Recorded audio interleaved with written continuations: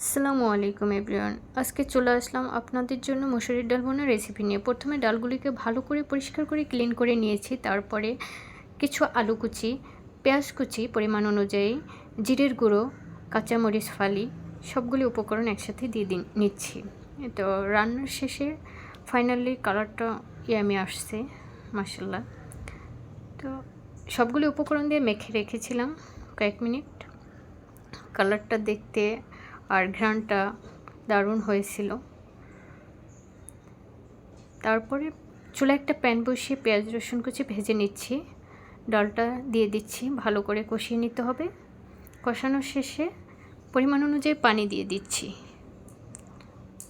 এই ডালটা রুটি, পরোটা, ভাতের সাথে খেতে দারুণ ইয়ামি লাগে।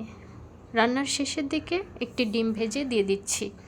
যদি ভিডিওটি ভালো লাগে তাহলে একটি লাইক দেবেন, কমেন্ট করবেন এবং আমার পাশে থাকবেন। আল্লাহ হাফেজ।